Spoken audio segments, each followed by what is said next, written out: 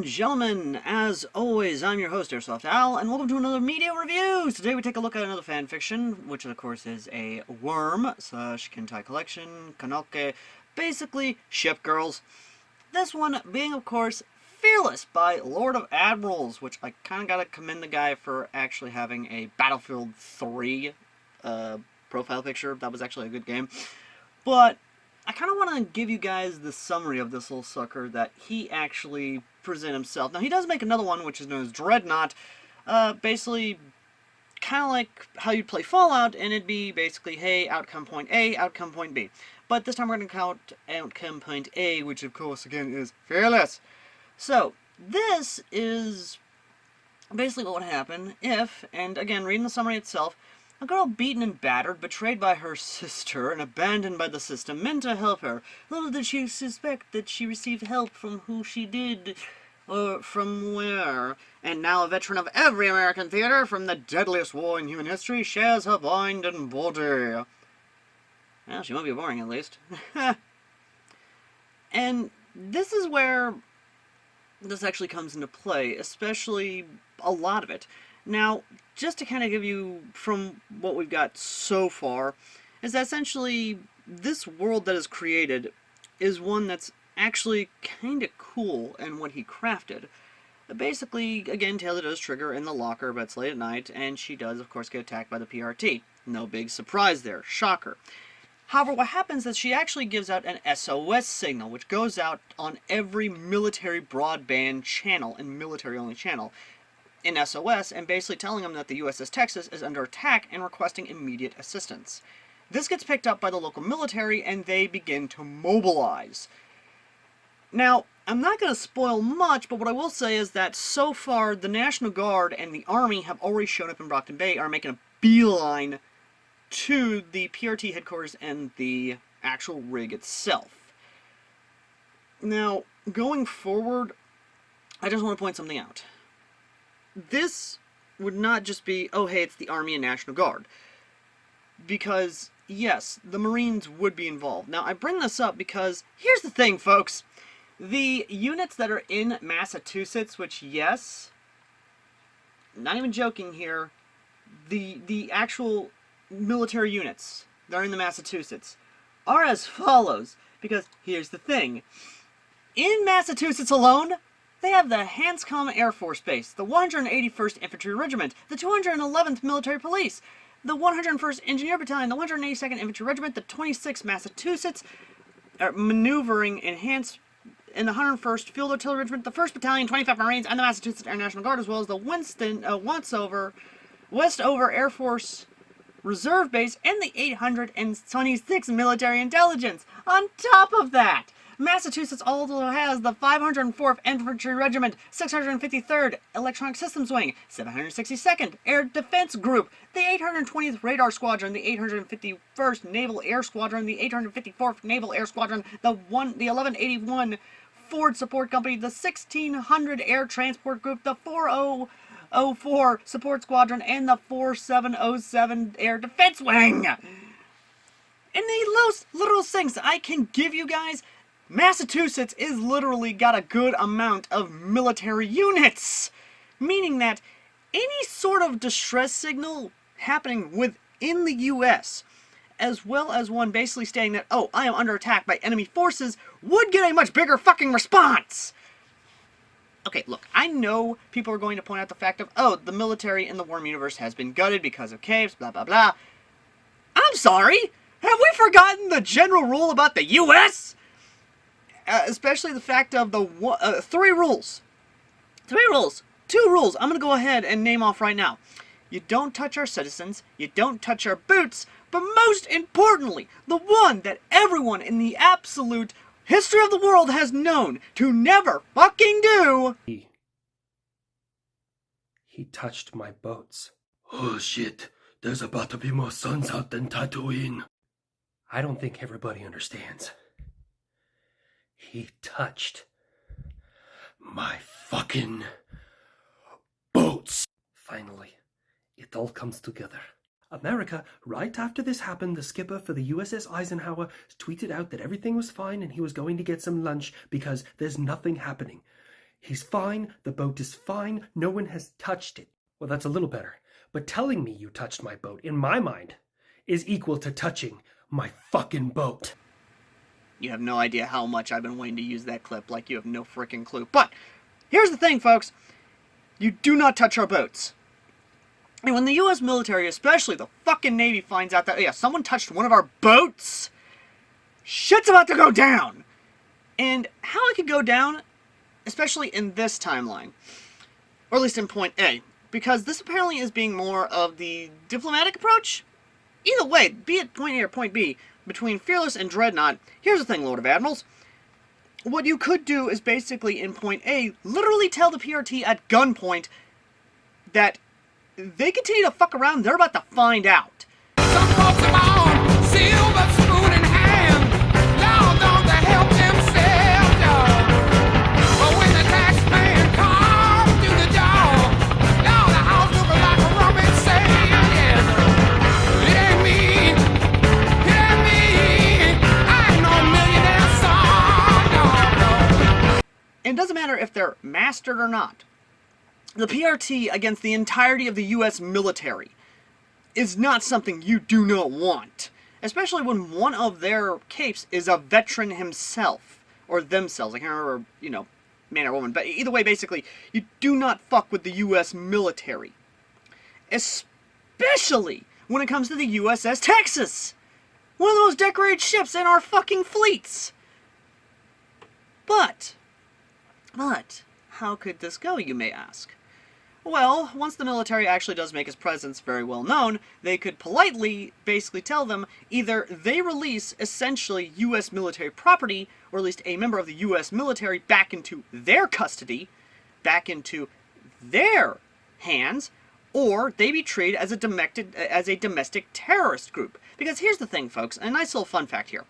Even though people will decry about the fact of, oh, federal and local law enforcement shouldn't be militarized, that is agreed, especially in the military, because there actually are some clauses that basically state that local law enforcement and even federal law enforcement cannot have certain amount of firepower within their arsenal, and only have a certain amount of firepower in their arsenal to a certain degree. It's why you don't see law enforcement running around with frickin' Abrams. It's why you don't see them running around with attack fighters or anything of that nature. Them having a fucking an actual battleship, the USS Texas, or any sort of military firepower that goes well beyond their fucking purview, basically would break that general rule, be it unwritten or written. And as such, the PRT, especially E&E, would be literally told that you essentially have something that you are not supposed to have within your purview. Doesn't matter if you have the Godzilla knockoff or not, or Endbringer or not. You cannot have that within your purview. As such, what could happen is that in this timeline A, you basically could try and threaten them diplomatically, as the U.S. military has done in the past. Gunboat diplomacy. That is timeline A. Now, with Dreadnought being timeline B, it's basically the same thing, except a lot different. Timeline B, that's where you could have them basically be unreasonable and result in the U.S. military treating them as essentially a domestic terrorist organization holding an active duty military personnel, or at least military personnel, without any sort of anything, basically. And this has happened before. A good example being, of course, when Delta was actually sent in for rescue operations, especially other operations. I can't name them off the top of my head at the moment, but there were instances where military personnel were held captive by foreign governments, unjustly, mind you, and Delta, or even other special operations groups, were actually sent in to essentially rescue them and get them out. Now, could this happen in Timeline B? Yes, I could see that doing, because that is essentially what it seems like is going to happen. It's going to basically be Timeline B. Dreadnought is going to cause them to go in guns blazing. They're going to go in and they're going to take them out. They're going to basically show this is why you do not fuck with the U.S. military. Especially once you get the Navy involved and you get a couple of missile cruisers off the frickin' bow of the damn rig and you threaten them with one missile. Because, shield or not, Tinker Tech or not, I don't think those motherfuckers are going to basically be able to survive a couple of Tomahawk missiles. But that's just Timeline B. Timeline A could basically be, oh, a firefight breaks out on both the HQ and the rig itself as they try to actually save their personnel. Now, what happens after they get the USS Texas in them and they find out about ship girls? Well, here's the thing. In the Worm universe and many other fanfics I've read so far where they actually deal with ship girls, essentially it's like, oh, they're labeled as parahuman. Well, here's the thing. Parahuman means that they are basically have superpowers and they got that weird cancer growth in their brain. Here's the thing about ship girls. They don't have that. They're the literal physical embodiment of that ship. Meaning that Lord of Admirals could basically show that, no, they are not parahumans, they are the literal physical embodiment of U.S. naval warships. Meaning that these girls are literally under the purview of the U.S. military, under the U.S. Navy, under DOD, under the Pentagon, under the Joint Chiefs. They are basically U.S. military personnel and assets. Going forward, he could have them take USS Texas back under the command of the U.S. Navy, and because she's not seen by the law as a parahuman, but more as a supernatural entity and a physical embodiment of the U.S. Navy, a very proud U.S. Navy warship and a veteran of many wars, serving in the U.S. interest and, of course, defending her nation from all threats, foreign and domestic, they could have a press conference announcing this and even saying that they are now forming a whole new fleet. And if any more ship girls are discovered within the U.S. territory, which again, that's where a lot more can kind of come into play. That's where more ship girls can kind of come into play. Where essentially, if more ship girls are found, and basically they become part of this new fleet, where they go and they actually patrol the coastal lines. They actually embolden and bolster the very much so weak U.S. Navy. Now, how does Danny come into play, the father of this ship girl? Well, Danny, as a whole, from what we've understand, especially in fanon, is a U.S. Navy veteran, or at least a veteran of the U.S. Navy command. Be it Coast Guard, be it fucking reservist, be it actual active duty.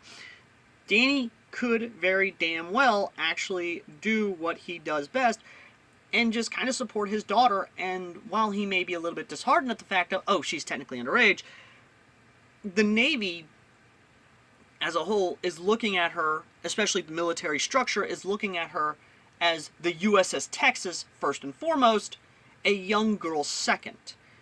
And the PRT could bitch and moan all they want, and believe me, that's what's going to happen, especially when Cauldron gets involved. Son, we live in a world that has walls, and those walls have to be guarded by men with guns. Who's gonna do it? You? You, Lieutenant Weinberg? I have a greater responsibility than you can possibly fathom. You weep for Santiago and you curse the Marines. You have that luxury. You have the luxury of not knowing what I know, that Santiago's death, while tragic, probably saved lives, and my existence, while grotesque and incomprehensible to you, saves lives. You don't want the truth because deep down in places you don't talk about at parties, you want me on that wall. You need me on that wall. We use words like honor, code, loyalty.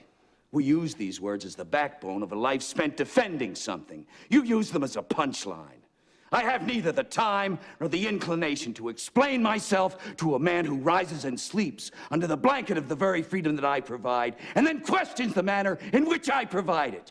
I would rather you just said thank you and went on your way. Otherwise, I suggest you pick up a weapon and stand a post. Either way, I don't give a damn what you think you are entitled to.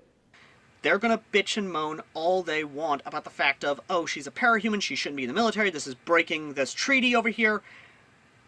That's where more nations could kind of come into play, especially Great Britain, especially NATO. Because once NATO countries start getting ship girls, and yes, that's where things could kind of definitely have a little bit of fun. Lord Admiral can have a little bit of fun. It's the fact of ship girls are starting to appear. Each and every single one of them is doing their thing. Russia, especially, once Russian ship girls start showing up, tensions between them and the Chinese could kind of rise a little bit because, oh, a lot of these Chinese ship girls are starting to basically flee China and going to Russia. Because, again, this China is not the China they know, and this is not the China they will fight for. that could basically be used to rise political tensions. Japan, especially, it's Japan. It's a Japanese thing. But again, getting back to America and focusing mostly on America, once more ship girls start coming in, especially the big hitters, especially Iowa, especially the Grey Ghost herself, the Enterprise, many other ships start showing up. That's when America's fleet starts bolstering, and that's when they can start actually showing, hey, a civilian organization like the Parahumans and all, that's fine. But if you really want to solve this threat of the Endbringers, you send in the fucking Navy, you send in the fucking military, and that's where, again, can definitely have a little fun. Now, when it comes to Psychon and all, especially kind of combining the elements of basically ship girls or, you know, Kintai Collection, Azure Lane, whatever you want to call it, once they start actually combining those elements, that's where you can start having a little bit of more fun. Especially when it comes to the supernatural elements. Psychon as a whole is basically some Cthulhu, what have you. But once the supernatural elements start coming into play, that's where shit gets kind of fun, especially once the Abyss starts showing up, or the other enemies of the Azure Lane start showing up. Because let's face it, you cannot have ship girls without having the Abyss. And that's where it kind of shows, hey, these people over here with their superpowers, that's one thing. These motherfuckers over here that literally are literally the embodiment and collective of all of human anger, hate, greed, our sins. Not Gravemind sins, mind you, but basically the sins of humanity made manifest. That's where you want the fucking ship girls who are literally the embodiment of valor, of duty, of honor, of basically serving your country, going in and taking names and kicking ass. It is from there that these girls can literally do their thing and show that, yes, we are here. Now, could I say some Parahumans could become ship girls? Well, here's the thing. From the way Lord Admiral has set it up, the only way you become a ship girl so far is basically almost dying. Or in this case, or in Taylor's case, I believe it's alluded to that she's died, and that she has basically become the embodiment of this spirit. That could work on so many levels. And I mean that in so many levels, because again, this works. It works very well. Especially in this world, because again, the way a Parahuman triggers is basically the worst day of their lives. Well, who's to say that a couple of girls don't literally trigger, or at least in this case, become vassals or vessels for these ship spirits because they've died, or they almost died, or were basically close to death. Queen Administrator could be pissed as all hell, or at least in this case, she could be curious, and again, Taylor could still get the Queen Administrator, except in this case, when she goes to try and go inside Taylor, or maybe she is in there already, she's on a ship. She is a little girl. She's a physical embodiment. She has no idea what's going on. She's just a little girl inside a battleship, inside the USS Texas. And is literally now learning about the traditions of the US Navy, about these spirits, about all these people, is in this world. And maybe even becomes a member of the crew, maybe a part of supply, you know, something along those natures. Just something interesting to kind of play around with, especially the political implications and when it comes to the PRT, because, let's face it, the PRT is going to fuck around and they're going to find out. Especially ENE and all the other Parahumans. Now, this is where it gets kind of fun, politically speaking, or at least in this case, kind of the political intrigue that could kind of come about. When it comes to the two big gangs, the ABB and the Empire, the ABB are mostly Japanese and mostly Asian cultures. Once they start getting news from home about the ship girls, especially Kinta, aka Lung, that's where things get kind of interesting, especially once he starts going to the shrines again, and he starts kind of realizing that the yokai are here. The yokai are coming back. The yokai have kind of returned to their world, kind of digging into his more deeper spiritual aspects of his Japanese culture, especially the different Asian spirituality cultures, which make up the ABB. And once the JSDF, or at least in this case, the Maritime Self-Defense Force, the JMSDF, start getting actual ship girls, and they start seeing this stuff, and news reports come around all over the world, especially Germany. Now, I'm not saying that German ship girls would side with, essentially, the neo-Nazi organization that's there. I would say, however, the political landscape would definitely be kind of interesting, especially for the Empire. Because if the Empire, again, this is where that fun kind of comes into play, especially when dealing with the ship girls. Because while, yes, some ship girls would basically state that they are loyal to Germany as a whole and to its people, there could be some who actually could have been kind of a little bit indoctrinated into the National Socialist ideology, kind of in just kind of that little bit, and could have been sent to Brockton Bay, to the Empire 88, as a whole, to kind of help bolster their numbers a little bit, and slowly kind of spread the Nationalist Socialist ideology. Now, Kaiser as a whole is not someone who is kind of into it. He's just there for the power, from what I've seen, from what I've read so far, and basically from what I've gathered of his character. But that doesn't mean that, hey, he wouldn't try and play along at least to kind of basically be like, yes, I'm totally a socialist, I am into National Socialism, you know, that sort of thing. Again, there's a lot that can be done with that. Now, with the ABB, especially with Kenta, because, again, Kenta's past is very much so the most interesting, excuse me, especially when it comes to his past with the CUI and the Communist Chinese.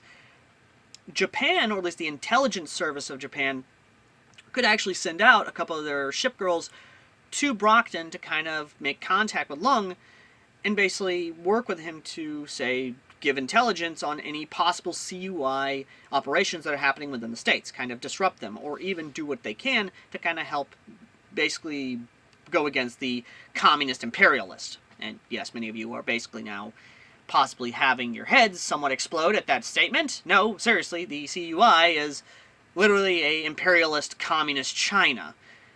Doesn't make sense, I know, but damn if that ain't something to fuck around with people with.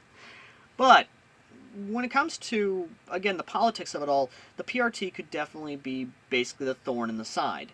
Always trying to get in the way of many operations, always trying to get in the way of many people, always trying to basically get in the way of the ship girls, always trying to try and push and claim that they are parahuman. Even Cauldron going as far as attempting to push their own fucking agenda. Now, when it comes to Contessa and the PAFs, I know everyone's going to bring this up, so I'm going to bring this up too. Contessa could basically not be able to PAF her. The path to victory could basically be halted and stopped by a spirit or by some supernatural means that basically tells her that she cannot stop them. And if she tries to stop them, if she tries to hurt them, do anything, then she will basically bring the downfall of humanity. Cauldron will be the downfall of humanity if they even try to do anything against the ship girls. Because of the abyssal. Because of the abyss. Because of all of that negative emotion, because of the sense of humanity. Again, going back into that supernatural element. There is a lot that can be done there, and there's a lot that can be literally have fun with there. Because, again, it is a element of intrigue and interest when it comes to parahumans as a whole. But, again, I've rambled on that point. But the PRT and the military butting heads could be a big element here, especially E&E. Because once it's figured out that, hey, Brockton Bay is the weak point here for national defense. This is where we used to have the largest harbor. The Navy could come in and actually revitalize the docks and turn them into a base of operations, into a military dock. Now, obviously, the ABB and the Empire know not to mess with them, especially when it comes to the military. The merchants, on the other hand, not so fucking much. And as such, I could see that once the merchants actually do go after a military installation on the docks, and they fuck around and find out, because again, you don't touch our fucking boats, you don't touch our fucking boats, and be labeled as a domestic terrorist organization. Especially once it starts being realized by not just the DOD, but also DOJ, and even the heads of state, especially the White House as a whole, Commander-in-Chief, finding out, hey, this is what's been going on in Brockton Bay? No more. No longer. Fuck no. We are not having this shit go on anymore. They would handle the merchants. But, again, with the ABB and the Empire, it's a completely different can of worms. Because of, oh, the unwritten rules and all this other stuff, well, they don't have to go after the unwritten rules. All they gotta do in terms of the Empire, especially Medhall, is just send in the fucking IRS. And believe me, if there's one thing you can scare a businessman with, It's the IRS. 137 million? Yes, and if I don't pay up, I'll go to jail for tax evasion. I'm crazy enough to take on Batman, but the IRS, no, thank you. There's a reason why the Joker doesn't mess with the IRS or the government. There's a fucking reason. And this would definitely be another reason why the Empire could actually completely halt their operations fully, especially with their ship girl there, or at least the ones that are kind of in the whole socialist ideology. Now, could Lord Admiral use all this building up to essentially a literal tension? Yes, he could, especially when, say, Leviathan starts messing around with the Abyss. Or in this case, Leviathan kind of gets curious about the Abyss that just showed up, or at least in this case, kind of curious about it, and get essentially consumed, assimilated, and turned into a abyssal warship. Or some sort of warship, essentially. Be it a dreadnought, be it a fucking battleship, something along those lines. That could be the first actual big abyssal. That could be the first big event that basically shows, hey, the PRT is not equipped to handle them. It's the ship girls. It is Azure Lane. It is this new naval NATO alliance via America and her allies. Obviously, because the communists are going to be communists, they're going to just basically, make a token effort to kind of do this while also forwarding their own agenda. Now, I can see, of course, a civil war situation happening in Germany between, of course, these two things. Again, there's a lot that can be done here, especially politically speaking, especially politically thriller-wise, a military thriller, because we do not see a lot of those in Worm. Legitimately, we don't have a lot of military-centric Worm stories that actually are very good political thrillers and actually combine a lot of good elements, especially when it comes to Brockton Bay. Brockton Bay could actually be the monumental moment where the girls actually do prove themselves and the military even proves themselves as better than the PRT when it comes to certain aspects that they can't handle. Again, that's just my 2 cents. But I've rambled and I've basically pointed out ideas, so I might as well go ahead and say this now. What do I think about the story as a whole? Both point A and point B. Plot lines A and B. They're good. Legitimately, they are good. Lord of Admirals is actually... It does seem a little rushed from time to time. Definitely not big in terms of word count. And I think that they could expand a little more. I definitely think that they could legitimately do more with the story and definitely expound more upon it. However, I am also the person who actually does enjoy keeping it simple. Which, of course, is why I follow the philosophy of KISS. Keep it simple, stupid. And I definitely see him doing this. I definitely see him kind of helping out with this. I definitely see him taking this sort of strategy with his storyline. And I do enjoy it very, very much. And legitimately, I'm having fun with it. And a lot of other people are having fun with it. Especially those who actually do know the U.S. military. Even gutted, the U.S. military is still a very powerful force and a very deadly force. Especially the fucking devil dogs, the U.S. Marines. But, again... That's just my opinion, as a guy behind, just reviewing fan fictions. But if you want to read these yourself, both will be in the link in the pinned comment down below, point A and point B. And, yeah, ladies and gentlemen, as always, I've been AirsoftAL, and if you like these stories, then again, go give them a read, go give them a like, go give them a shout out, let them know, hey, he got reviewed on YouTube. But in all seriousness, though, I legitimately do think this has a lot of ground to be very good. This is in the same vein as Mercury's Monterre, as well as a few other aspects. So, yeah. Thank you all for watching. As always, I've been AirsoftAL, and if you want to help support the channel, consider checking out the pinned comment down below to all of our partner and affiliate links. And, because it's the holiday season now, I will say to you, Happy Holidays, Merry Christmas, Happy Hanukkah, Happy Kwanzaa, and if you don't celebrate any holidays, oh, well, happy go fuck yourself.